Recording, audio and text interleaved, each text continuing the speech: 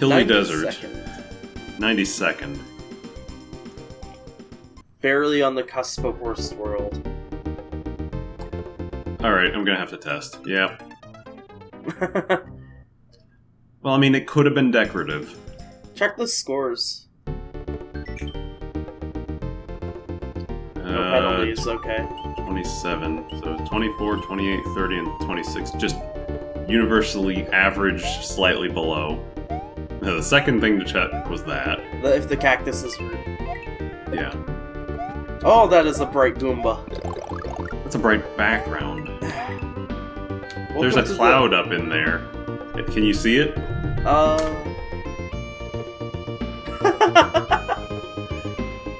Welcome to Piss Desert.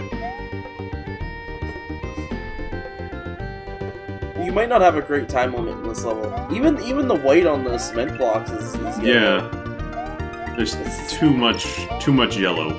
It's kind of nasty looking. This is actually incredibly bright. Yellow. Okay. Don't all use all of my color theory knowledge is basically self-taught, but I think everybody will agree, whether or not they've been like professionally trained or whatever. Yellow is like the worst color to work with. If you're working with pigments and not with light, if you just add black to yellow, it turns green. It turns into the background color that you see. Yeah, that ugly ass green. It turns into dark yellow, which is puke yellow, basically. It's funny, because they got it half right in this level, shading with orange, and then they added the dark yellow... Oh.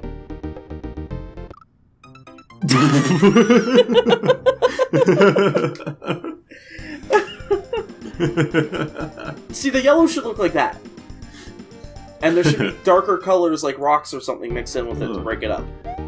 It shouldn't look like this. This looks really nasty. Yellow's real hard to work with. You basically only have the lighter half of the scale.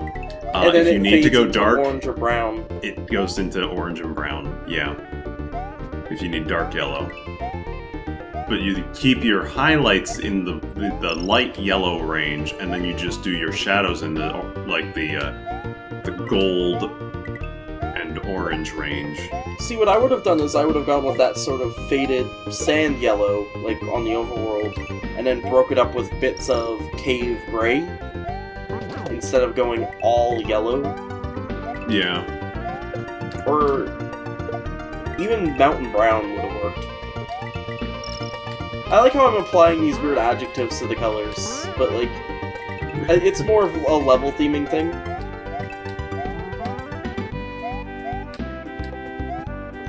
I think the gray would work better because you have something closer to the orange-blue contrast, maybe even purple rocks.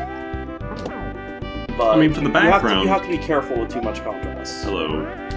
No block. Oh my god, that midway point. I mean, for the background, really all they needed to do was just have a light yellow, slightly orange, light yellow. You kind of end up with a sunset. I would have kept the sky blue, personally. But I would redo all these colors. They all look real nasty. I think the upside down slopes are broken. Yeah, they're not using underground or ropes. Yeah, they're broken. They get broken if you're using grassland as your tile set. You have to use underground or ropes. I don't know why they work with ropes. They really shouldn't, but they do. I've never questioned it. Maybe it's just because... Oh, I'm breaking those things. But there's really, like, no point. I can just hop over the whole thing. Yeah. That seems like this level's thing. Like, most of the side-tracking stuff that it sort of shows you doing, you don't have to do. You could jump over the level right there, but you hadn't untapped this one.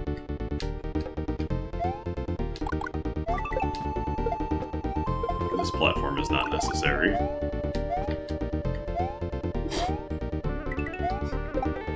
I think they wanted to just use the cement platforms because they were using them throughout the stage. I always saw those as wood. The gray ones? Yeah. I mean, no. I mean, gray wood doesn't make sense, but the graphic...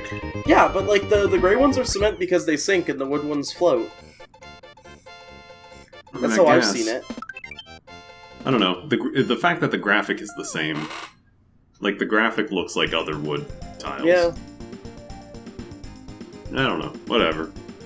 We did it. Yeah, that level, its biggest offender was the colors being distracting. But aside from that, it's also just not very interesting. The setups actually don't seem to require... Like, that springboard that I needed at the start, I didn't actually need. I'm pretty sure I could just jump from those blocks right over the wall. Same with that P-switch. I mean, or breaking those... You could have completely ignored the digging chuck. You didn't even have to interact with him. Yeah, there was a bunch of stuff I could have ignored. So, it just wasn't... It wasn't very thought about. Digging chuck can be hard to work with, because he's not very consistent. Yeah. We know all about that. It sucks. Digging Chuck has the most consistent projectile of the, like, big projectiles in the game, but he himself is not consistent in the slightest. No. The exact opposite of Football Chuck. The footballs are inconsistent, but the Chuck will kick them at a set interval. Yeah. Well, let's move on forward. Vanilla Secret 1.5. 65th place, 2 exits. The hell is with these level names? Yeah, it's a Mario World cave. We did it. But it's also 65th. Oh, that's not what I wanted. 35, 37, 30, 36, and 40. Yeah, the judges all average above average. Whoa. That guy.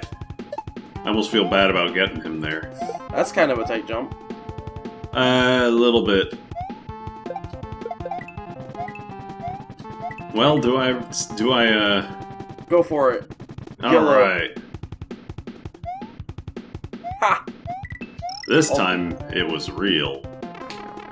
Fuck. I did that for the sprite transfer. I'm so pro. So pro. You have to move the Blue Koopa to get him to walk over to a shell to kick it for you? Yeah. Obviously. Aren't you paying attention? You haven't even played Mario ROM Hacks before. Alright, I didn't know that you could spin jump on enemies until I started playing ROM hacks. I knew you could, but I still think ROM hacks rely on it too much. Yeah, I agree. It's one thing, like... If you set it up as a gameplay mechanic throughout your hack, it would make sense. But to me, the problem is Mario World uses it so sparingly. I don't think it requires it at all, considering I didn't. Other than breaking the blocks from above. Yeah, it doesn't ever teach you that you can use it to bypass enemies. Ride thwomps or stuff like that. And the other thing is, I guess that's why it feels very out of place to me in contest levels more than anything. Like, I know it's weird for me to say this, I don't like weird, like, nonsensical sprite interactions in contest levels. Well, I guess the key is probably somewhere in the front. Go on. I'd rather they kind of play more like actual Mario World. Like, to me, mixing sprites, whatever, that's cool, but, like, things like, oh, you have to spin jump on this sprite that like, does damage to you when it's in certain frames, or things like that. I don't like any of that. Oh, yeah. Boss Swamp. Boss Swamp. Get out of here, Boss Swamp. Nobody likes it was a good boss, but it was made unfortunate. It was a good boss for the time. There's this infamous boss that was made. It was a custom boss. It was a thwomp, and what it would do is it would move across the top of the screen, and when you got under it, it would fall down, and it would drop out a bomb. You would then throw the bomb, or no, would you try to catch it in an explosion, or would you throw the bomb at it? You would have to catch it in the explosion.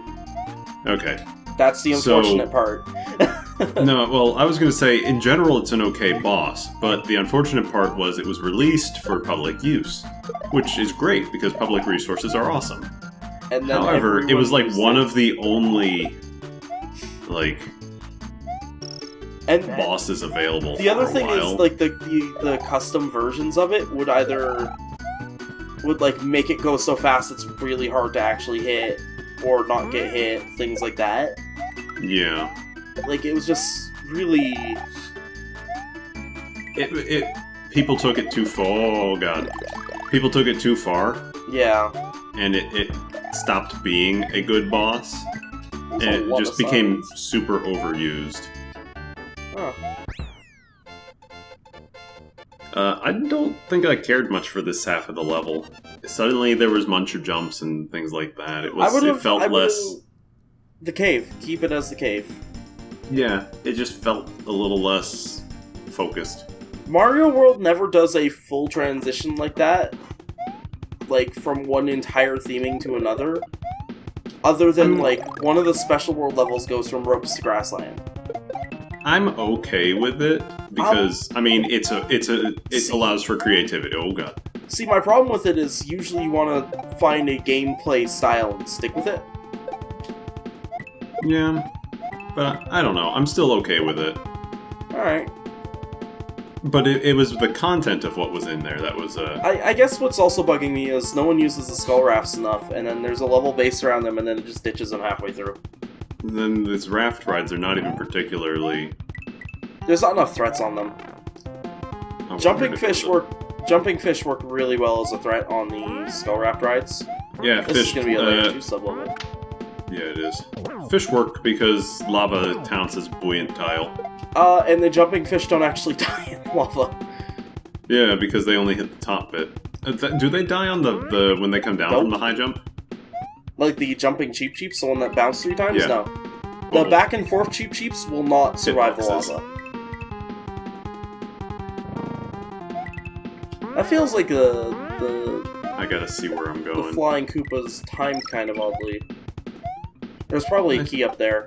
Yeah, it's gonna be up there, but I just have to be able to see. Yeah. That note block reminded me of how we figured out what the heck Morsel had done for his Swiss Hotel level with the continually falling sprites. So that's a vertical sub-level, and there's placed slightly above screen so you can't see them with the vertical scroll turned off.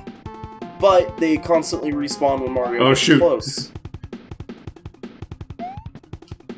So they it's not that they're falling infinitely, it's just that they keep respawning over and over again. It was a factor of, I guess I would have survived, of Bye Goomba. Oh, that's right. Oh, but midpoint's right there is okay. Slopes.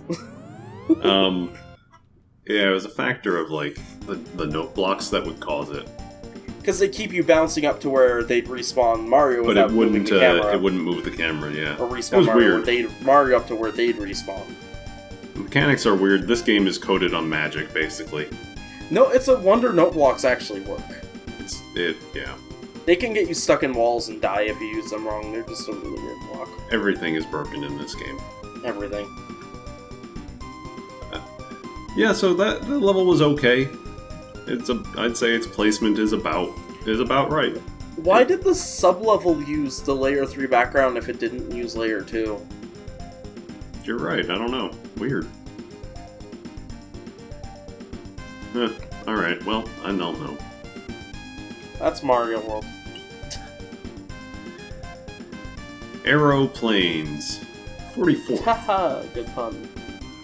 Oh, God. Oh, I like the colors. I like the blueberry. Yeah. I like the random leaf stuck in the background. This doesn't make any sense. It's a little odd. Just like, from a perspective. You can kind of make them work with the cave tiles. They look. I was gonna say from a perspective. They in the cave tiles they kind of look like fossils, but. Oh, weird! They replaced the green berry, and not the pink one. They may like the pink one. How did I hit all 3 of those? How did you get the Goomba? Magic. So this just looks like this just looks like this just looks like an athletic sort of grasslands level to me. Kind of my jam. I like these kinds of levels. I like the arch platform. They aren't used very often. They don't really match the graphical style of the rest of Mario World. Probably not. But I like them anyway. They're a big, unique element that doesn't get used very often. So what? Once in the special world? You almost slid into those Rexes. The only sprite that doesn't get killed by sliding into it. And Chucks, but you'll hit Chucks on top if you slide into them. Most of the time. Rexes are weird. Well, there's a mole outline, but I don't see any moles. They can't. They're not in this set. Moles aren't part of the Bonsai Bill set. What are they incompatible with? Well, I don't know, but they're not in by default. I assume, considering the Bonsai Bill... It's probably the Bonsai Bill. Yeah. Bonsai Bill, in order to be as large as it is, takes up not a whole half of the sprite set, but maybe a good quarter of it. Something like 8 tiles? 9? No, it's more than that. Well, a big portion of it is mirrored. Still, like everything past the face is mirrored. Yeah, some of the black space is redone, or is the shine on the front is actually mirrored too. It's still a large sprite, and it takes up a lot of graphical space. It's one of my favorite to mess around with, though, because you can do some fun things with the face. Oh, it is. The Bonsai Bill has some fantastic room for, like, freeform editing. Same with the Big Boo. Like, you'll find in a lot of... hacks that the Big Boo gets replaced with something stupid. The Big Boo's face just gets changed. Oh, okay. I guess I was supposed to use those guys. I guess this was another level. That's this whole session. Another session of Mario.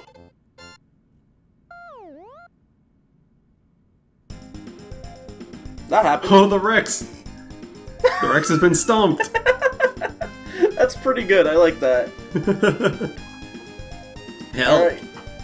On to the future.